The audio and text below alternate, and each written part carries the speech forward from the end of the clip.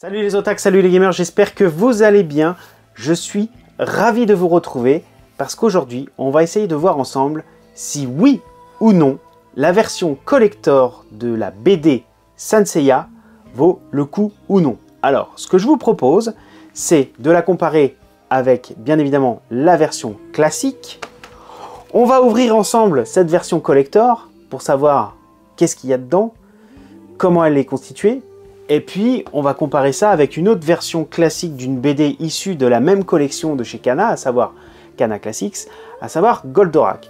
Alors, j'aurais pu la comparer avec la version collector de Goldorak, mais bon, elle est rangée derrière, j'avais un peu la flemme, et puis on voit bien que c'est pas du tout le même format, donc on va se contenter de faire un truc comme ça déjà, pour commencer, à savoir, bon, bah voilà, on est carrément, mais alors, pas du tout sur le même format, que ce soit en épaisseur avec le fourreau ou j'imagine uniquement, on va voir ça plus en détail après, mais on va sans plus tarder l'ouvrir. Alors sachez que bon, comme tout pigeon, hein, comme tout fan des années 80-90 de cette série, hein, Saint Seiya ça a bercé mon enfance.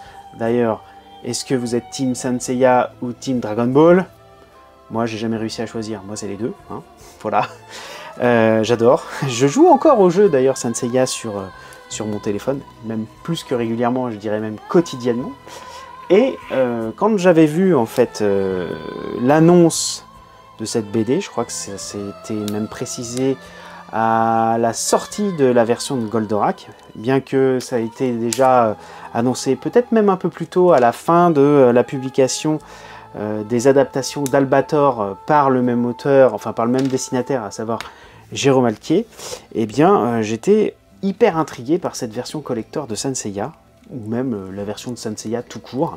Alors moi j'aime beaucoup l'œuvre de Kurumada, mais en animé, parce que j'avoue que le trait vintage des mangas, peut-être que je devrais m'y remettre, mais à l'époque j'avais pas trop accroché, je trouvais que les visages c'était pas trop ça, il y avait des problèmes de proportion, bref. Bon, en attendant, je débliste la version collector. J'aurais pu faire un petit instant ASMR.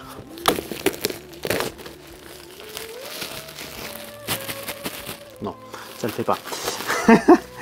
Alors, on va regarder un petit peu ce que c'est.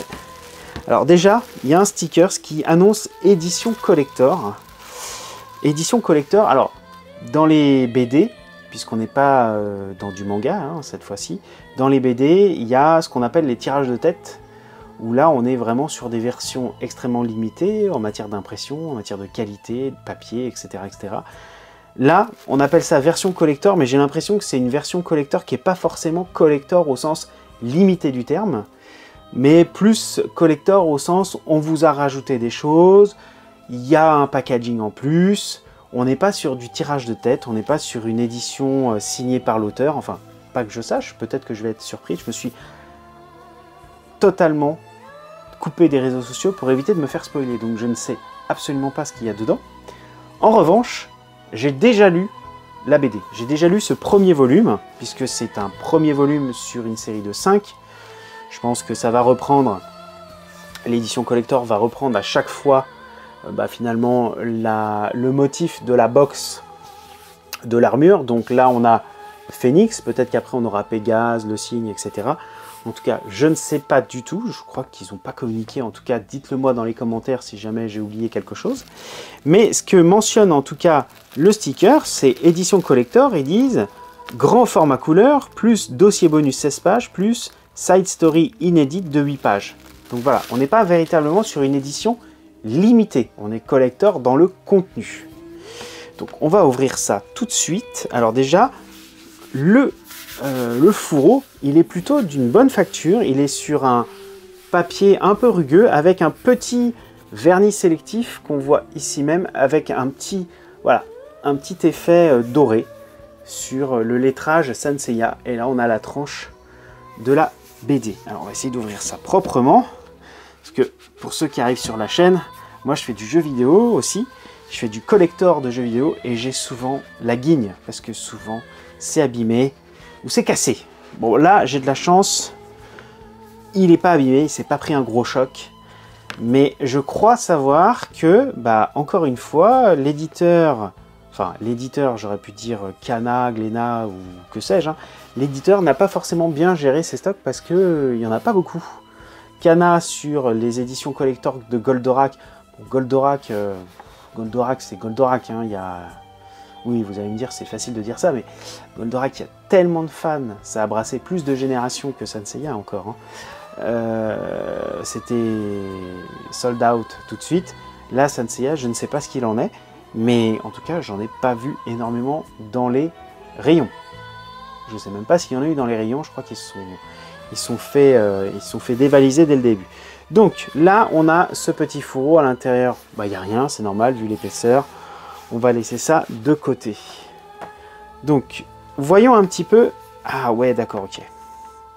Donc on est complètement sur un comment dire, format un peu hors norme, ce qui risque d'ailleurs d'être un petit peu galère à ranger dans une bibliothèque. Les versions collector c'est bien, mais pour les livres c'est un peu la croix à la bannière, parce que voilà, voilà un petit peu la différence entre les deux. Donc c'est sans commune mesure en matière de dimension, d'épaisseur également. La finition elle est très très belle. Donc voici la couverture. Donc c'est une couverture qui en fait, je sais plus quel est le terme exact, mais voilà, en fait ça fait le devant, la tranche et l'arrière, comme la version classique, hein, que voici. Sauf que la version classique, le raccord il est... Ah, quoique non, je dis peut-être une bêtise. Ah non, je dis une bêtise. Il n'y a pas de raccord évident. J'ai un doute. Je ne sais pas. Je ne sais pas. Dites-moi dans les commentaires s'il y a un raccord, mais j'ai pas l'impression en fait. Et l'arrière, ici, il n'y a pas de remerciements ni de petits résumés. Puisque je pense qu'on doit l'avoir à l'intérieur, puisque sur la box collector, nous ne l'avons pas. Donc, je vous le disais, on parlera de l'œuvre après. Je vais pas spoiler, je vais essayer de ne pas vous spoiler. Bon, ce qui est certain, c'est que ça ne reprend absolument pas ce qu'on a connu comme épisode, comme spin-off, manga supplémentaire. Ça, c'est certain. C'est une œuvre originale. Et c'est une œuvre qui devrait être, normalement, hein, s'il n'y a pas de refill, en 5 épisodes, 5 volumes. Donc, pour ce qui est des planches, alors je sais pas, ça va être un peu compliqué, hein. Ça va être un petit peu compliqué de vous montrer ça, mais on va essayer de ne pas faire n'importe quoi. Voilà un petit peu comment ça se présente. Donc en matière de couleurs, franchement, c'est à tomber par terre. C'est vraiment très beau. C'est vraiment très beau. Après, on va aller un peu plus dans le détail. Déjà, regardons un peu l'édition. Voyons ce qu'il y a vraiment de plus dans cette édition collector. Parce que je l'ai lu, donc je vois exactement ce qu'il va y avoir de nouveau. D'accord, ok, donc ça, tout ça. Ok, fin de l'histoire. On va pas regarder la fin de l'histoire pour ceux qui ne l'ont pas lu. Même si c'est la fin du premier épisode, parce qu'il y a vraiment une fin et ça appelle vers la suite. Donc on a, je vais pas vous montrer non plus ces éléments-là, puisqu'il y a des nouveaux ennemis, nouvelles armures, donc je vais essayer de pas trop vous spoiler ça. Donc concept final album. Donc ça par contre c'est nouveau. Ça c'est nouveau et ça ne spoile pas, donc je peux vous le montrer. Donc voilà ce qu'on a en plus en fait dans la version collector. Donc c'est plutôt, c'est même très sympa je trouve. On a des belles planches avec du texte explicatif sur la collaboration franco-japonaise. Là je vais pas vous montrer parce que il y a des nouveaux ennemis avec des nouvelles armures, donc je vais vous laisser un peu la surprise. Là, ça va être compliqué de vous montrer ça. Je vais essayer de vous montrer. Ouais, ça je peux. Ça je peux. Voilà. Le grand pop. Le chevalier du cancer. Ça, si vous avez vu l'arc du sanctuaire, vous savez exactement de quoi il s'agit. Après, on peut essayer de montrer la légende du phénix. Voilà, donc c'est bien, ça raconte un peu plus d'éléments de background du phénix. En tout cas, il y a vraiment, là il y a vraiment du contenu intéressant en plus avec Guilty. Voilà.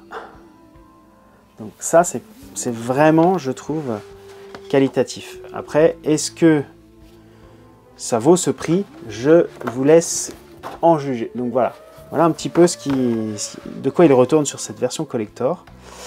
J'avoue que c'est une belle édition.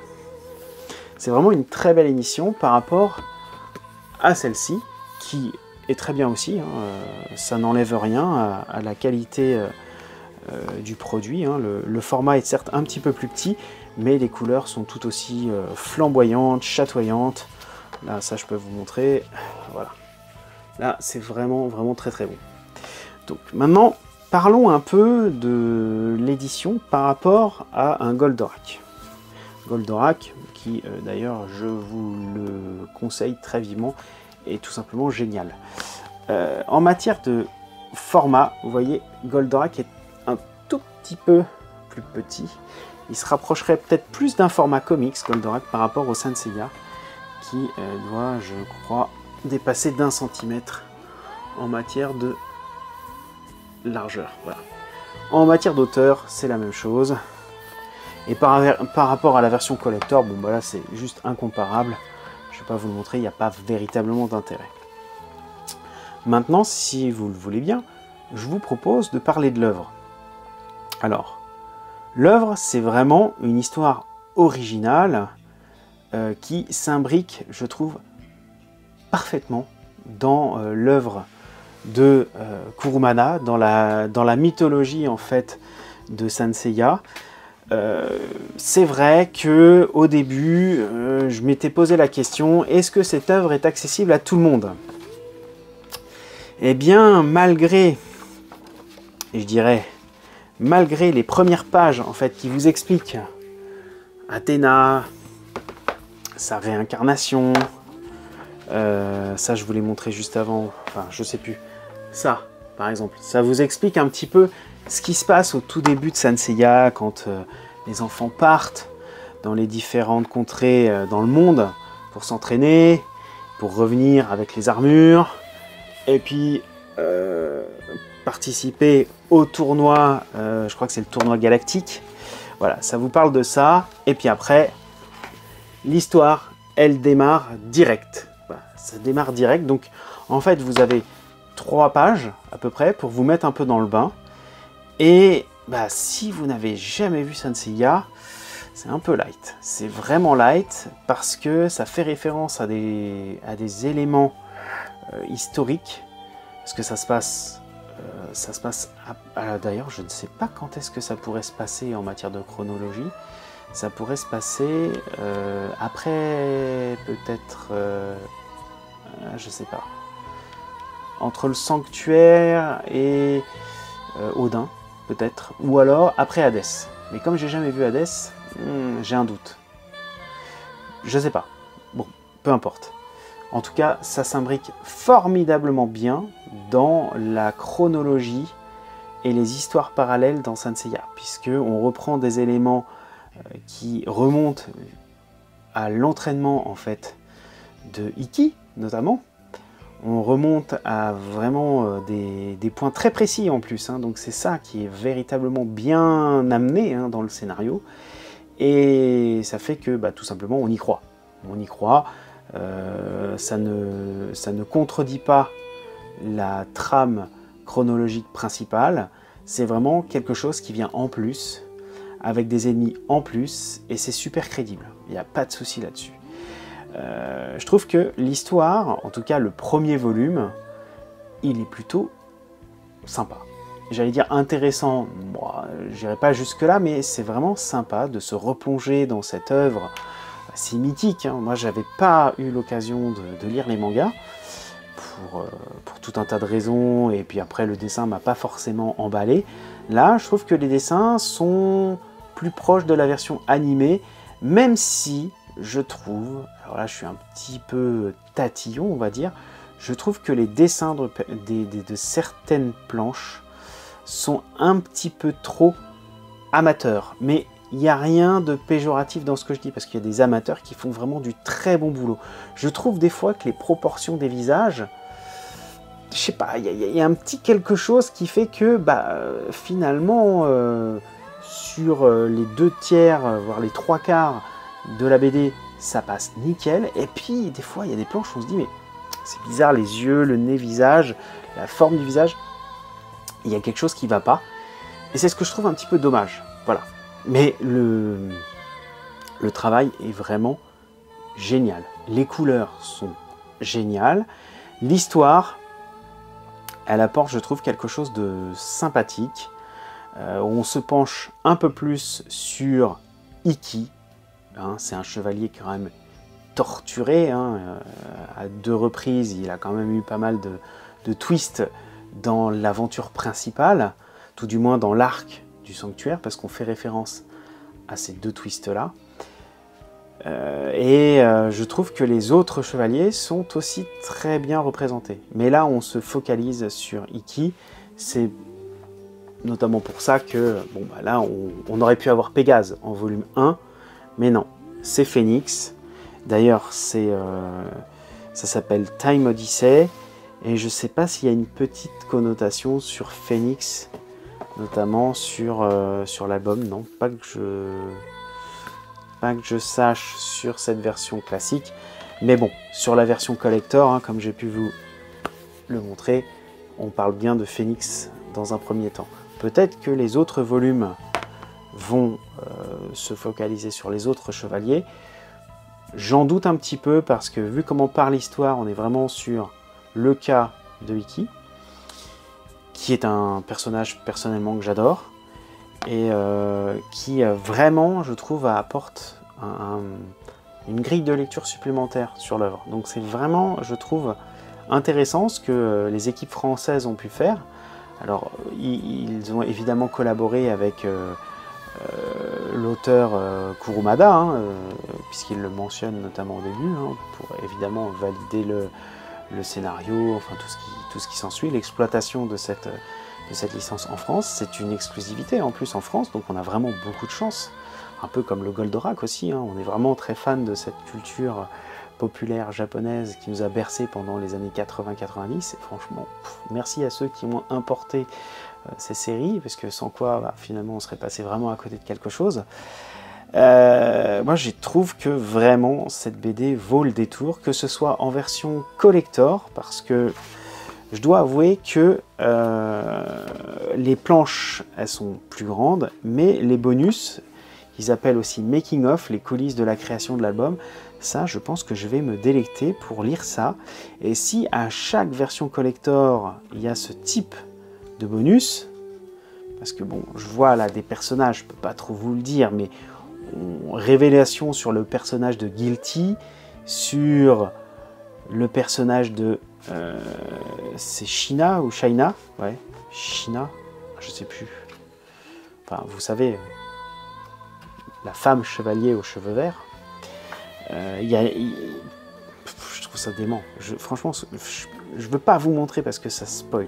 Ça spoil, ça vous gâcherait un peu la surprise. Il y a une armure qui est différente, hein, de toute façon, ça je peux vous le montrer. Ils ont imaginé une autre armure, hein, pour Ikki. Alors je ne sais pas pourquoi. Les armures des autres chevaliers de bronze sont pas tout à fait pareilles, mais franchement, ça va pas chercher extrêmement loin par rapport à ce qu'on a connu sur les autres œuvres de Saint Seiya. Alors je sais qu'il y a plusieurs générations d'armures, hein. Moi je suis pas forcément à jour, hein, et je suis loin d'être la référence en la matière, mais je trouve que ça se tient. C'est un premier volume qui se tient, que ce soit dans l'histoire, dans les dessins, dans les couleurs, c'est d'un bon niveau. Espérons que le volume 2 soit du même acabit et que la suite, hein, le soit tout autant. Ce que j'imagine, c'est que, comme tout bon fan, enfin plutôt tout bon éditeur qui souhaite faire un maximum d'argent, évidemment ils vont faire une version collector pour chaque volume. Puis ce serait pas étonnant qu'il y ait une version collector quand la série complète sera sortie, donc avec les 5 volumes, et peut-être avoir une box comme ça, couleur or, enfin que sais-je. Je laisse les graphistes et l'éditeur travailler dessus, mais ça ne m'étonnerait absolument pas. Concernant le rythme de sortie, je ne me suis pas renseigné, donc je pense que ça va être une par an, ou peut-être une tous les 2 ans. Albator avait mis beaucoup de temps avant de sortir. Peut-être que là, on aura un rythme de sortie plus rapide, tout du moins pour les 5 volumes. Après, peut-être que la version collector réunissant les 5 volumes, on l'aura peut-être en même temps que le 5e ou pas, je ne sais pas. En tout cas, j'ai pas vu d'informations là-dessus. Mais ce qui nous intéresse, c'est est-ce que ça vaut vraiment le coup d'acheter cette version collector? Alors, si vous êtes un ultra fan acharné, je pense que vous l'avez déjà. Donc la question ne se pose même pas. Si c'est pour faire un cadeau, je pense qu'il faut savoir si la personne à laquelle vous allez l'offrir connaît déjà l'histoire de Saint Seiya. Parce que si elle ne la connaît pas, ça va être un petit peu plus compliqué de rentrer dans l'histoire, compte tenu du fait qu'il y a quand même plusieurs décennies d'histoire qui se sont passées. Et ce qui se passe au début, les éléments auxquels cette histoire fait référence, c'est pas en 3 pages qu'on comprend le pourquoi du comment. Voilà. Après, pour ce qui est d'un fan classique, je pense que ça fait très bien le job. La version collector, elle pose plusieurs questions. Elle pose la question de 1. Est-ce qu'il ne faut pas que j'attende la version où il y aura les 5? Mais c'est un pari sur l'avenir.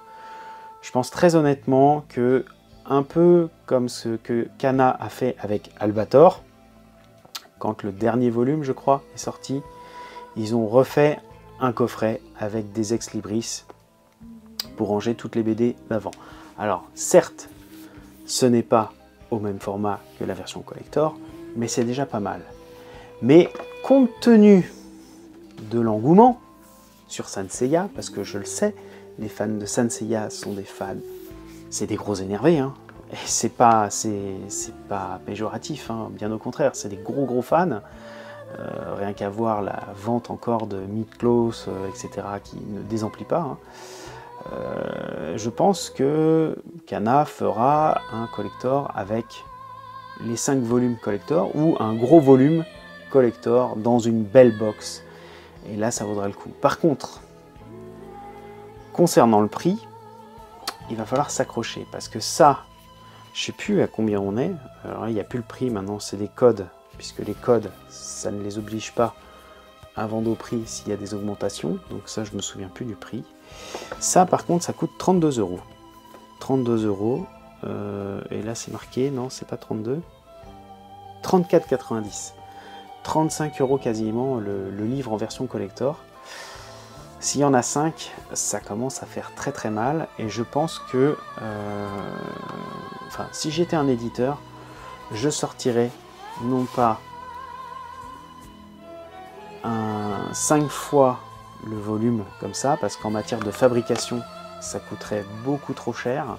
Je pense que je ferais un volume réunissant le tout avec une box. Et on pourrait, à la limite, revendre des versions collector qui sont différentes de celles qu'ils auraient vendues finalement à l'unité. Je pense que c'est ce que Kana Classic va faire, mais bon, là c'est une supposition de ma boule de cristal, Madame Irma, voilà. Voilà. Donc je voulais vous aider à faire votre propre avis. Maintenant, je ne suis pas certain que la version collector soit encore disponible. Si vous la voyez, prenez-la. Si vous voulez absolument avoir cette version collector, franchement, le contenu de ce que j'ai pu voir aujourd'hui avec vous, je trouve que ça vaut le coup. Alors, on double presque le prix, mais entre le fourreau, la dimension aussi de la BD, plus les planches supplémentaires, et le fanboyisme pour saupoudrer par-dessus tout ça, j'aurais tendance à dire ouais, quand même, ça vaut le coup, quoi. Ça vaut le coup. Ça vaut bien le coup. C'est comme l'édition collector de Goldorak à l'époque, ça valait le coup. Pour les spéculateurs, évidemment, ils vont passer dessus, mais si vous n'êtes Si vous n'êtes pas un spéculateur et juste un simple lecteur fan de Saint Seiya, évidemment, partez sur la version collector. Il y a vraiment des trucs en plus par rapport à la version simple, même si la version simple s'auto-suffit très largement en matière de petits bonus qu'il y a à la fin aussi, et d'histoire. Voilà. Donc je suis désolé pour cette réponse qui n'est pas véritablement tranchée, c'est oui, c'est non. Il y a quand même plusieurs variables à prendre en compte. Hop, hop, hop, attendez, attendez, là c'est le mois du futur qui a oublié de vous dire un truc. Mais bon, pour vous, c'est pareil, c'est dans la même vidéo. Juste un petit conseil, pour votre lecture, si vous avez l'occasion de le lire, et franchement, je ne vais pas me paraphraser, mais ça vaut vraiment le coup de l'acheter, mettez un point d'orgue à être dans une bonne ambiance. Parce que franchement, c'est un vrai plaisir coupable que de lire cette BD, ça vous replonge en enfance. Et pour améliorer l'expérience, je n'ai qu'un seul conseil à vous donner. Trouvez sur internet l'OST de Saint Seiya sur l'arc du sanctuaire, par exemple. Vous allez voir, votre plaisir il va être décuplé. Ça va être le pied total, parce que vous allez vivre en fait l'histoire, mais alors d'une manière, franchement ça va vous rappeler plein de souvenirs, parce que les couleurs, l'action, ça va être magique. Franchement ça va être magique. Voilà, c'était juste ce petit conseil que je voulais vous donner, vous proposer, pour que votre lecture soit vraiment au top. Allez, je vous laisse reprendre la vidéo. En tout cas, j'espère vous avoir aidé dans votre choix. Eh bien écoutez, n'hésitez pas à me laisser des commentaires juste en dessous de cette vidéo. Les pouces bleus, bien évidemment. Évidemment, faites exploser le cosmos du pouce bleu. Ça me fera super plaisir. Et puis alors, si vous partagez, je pense que vous aurez trouvé le 7e, voire le 8e sens. Voilà. Allez, moi je vous dis à très bientôt pour une prochaine vidéo. À ciao tout le monde. Bye bye. Phoenix no Saint Ikki.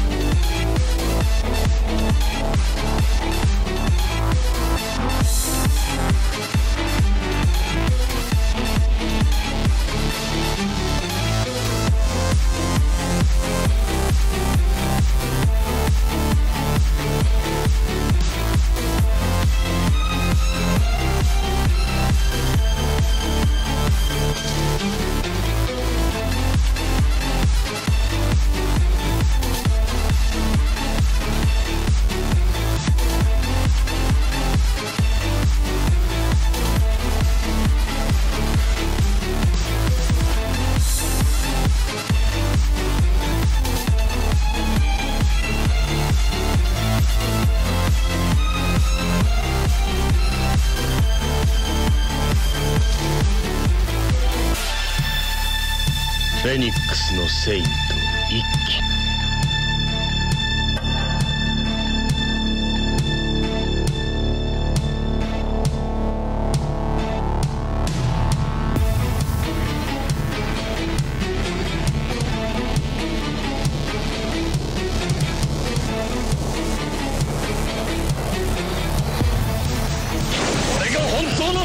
幻魔剣だ。